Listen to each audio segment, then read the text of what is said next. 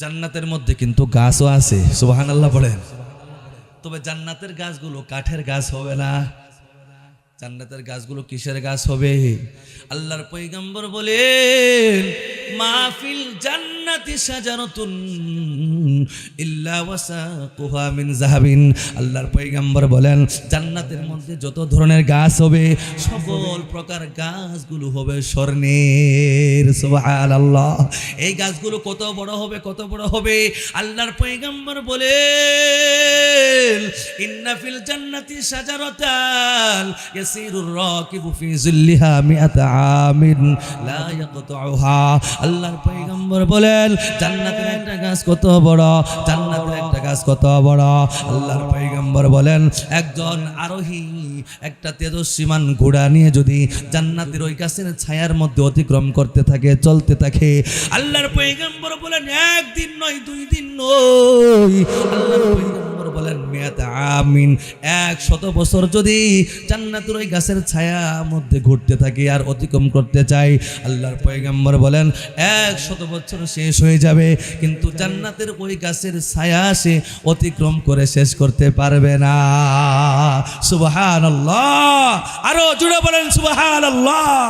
প্রিয় ভাইরা আমার, সেই জান্নাতের গাছগুলো দুনিয়া থাকা অবস্থায় রোপণ করতে হবে। রাজি আছি তো?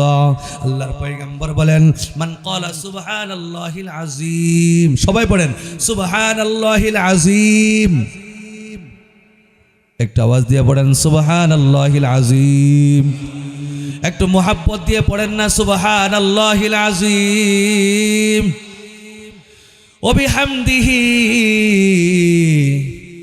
আল্লাহর পয়গম্বর বলেন, দুনিয়ার কোন উম্মত যদি একবার পড়ে সুবহানাল্লাহিল আযীম ওয়া বিহামদিহি গুরসাত লাহু নাখলাতুন ফিল জান্নাহ, আল্লাহর পয়গম্বর বলেন, সঙ্গে সঙ্গে ওই ব্যক্তির জন্য জান্নাতের মধ্যে একটা খেজুর বৃক্ষ রোপণ করা হয়।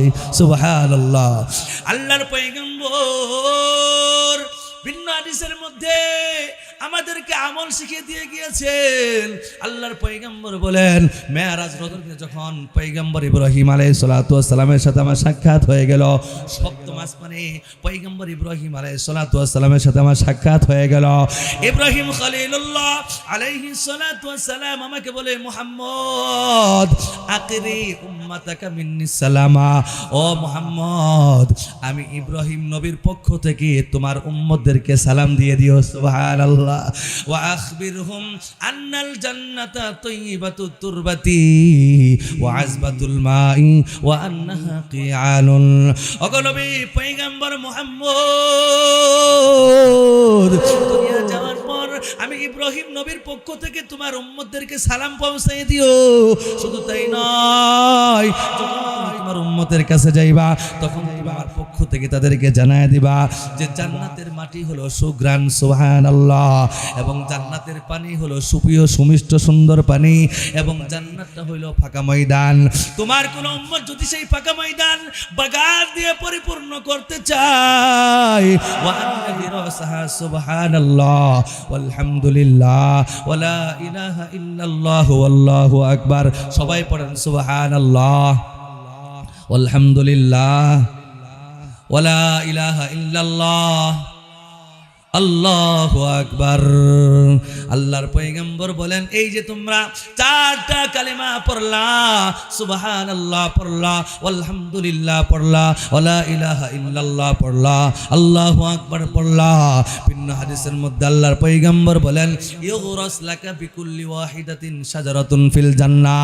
তুমি 4টা কালিমা পড়ছো, তোমার 4টা কালিমা তোমার মুখ থেকে বের হইতে দেরি হয়েছে, প্রত্যেকটা কালিমার বিনিময়ে জান্নাতের মধ্যে তোমার নামে একটা গাছ রোপণ করতে আল্লাহ দেরি করে নাই।